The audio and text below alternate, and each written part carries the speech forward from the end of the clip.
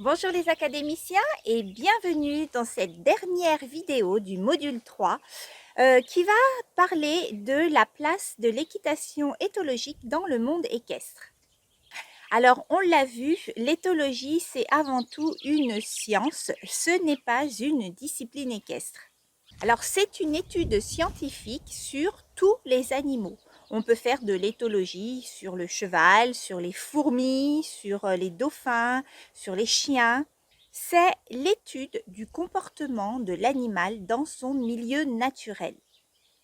Et l'équitation éthologique, c'est de l'éthologie appliquée spécifiquement au cheval, sans parler de discipline équestre. Et elle est basée sur l'éthogramme du cheval, la manière dont le cheval vit sa vie normalement, naturellement. Donc, trois choses très importantes que le cheval a besoin et qu'on a vu dans le module 2. Tout d'abord, le contact social. Alors bien sûr, on fait ce qu'on peut dans la façon dont on gère les animaux en pâture. Mais c'est sûr que le cheval est fait pour vivre avec d'autres chevaux et pas seul.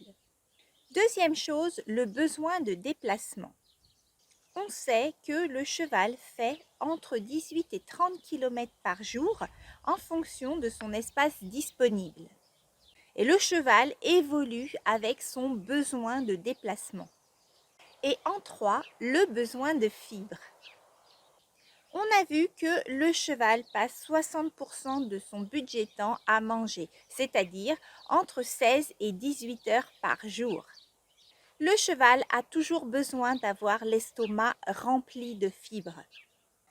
Tout d'abord parce que les fibres ont un faible apport énergétique, que l'estomac du cheval est très petit par rapport à sa taille et que les fibres empêchent les sucs gastriques d'attaquer la muqueuse de l'estomac du cheval et de provoquer des ulcères. Et il y a une relation essentielle entre ces trois besoins qui doivent être absolument comblés. Ils doivent être absolument assouvis pour obtenir le bien-être de base du cheval.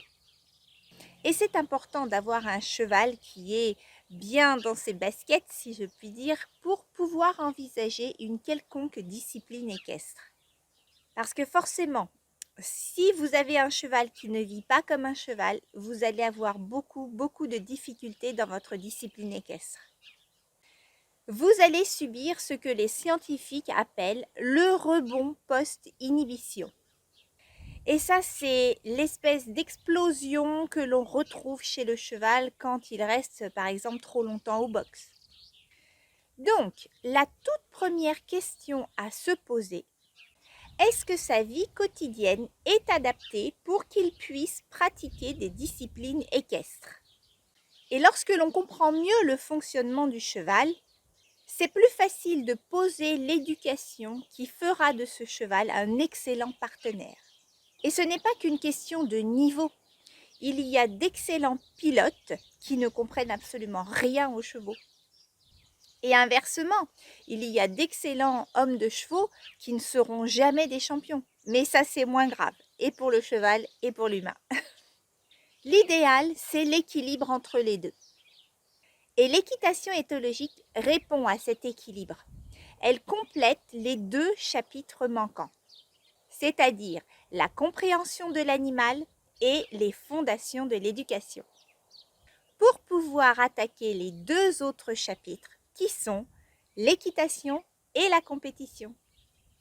Donc, l'éthologie en équitation éthologique est au service des disciplines équestres et de n'importe quelle discipline, qu'elle soit classique, western, de travail, etc., etc. Lorsqu'on a la connaissance de l'animal, de son comportement, comment est-ce qu'il apprend, on se pose alors les bonnes questions pour aider le cheval à répondre à ce que l'on attend de lui. Comment je peux faire en sorte que mon cheval gagne dans une situation où je gagne aussi? Comment je peux faire en sorte que mon cheval profite dans une situation où il montre un bon comportement? Comment je peux intelligemment construire les situations sans critiquer mon cheval abandonner la situation ou dire que le problème c'est le cheval. Et souvent, le problème n'est pas le cheval, mais la façon dont on aborde le problème et le manque d'éducation du cheval. Et on sait parfaitement que ce n'est pas le cheval qui est responsable pour son éducation. Donc, voilà pourquoi il est important de remettre de l'éthologie dans nos pratiques équestres. Un cavalier ne doit pas seulement être un bon pilote, il doit être aussi un homme de cheval, il doit avoir ce côté animalier. Et c'est très important parce que dans le futur, il faudra justifier de notre passion équestre.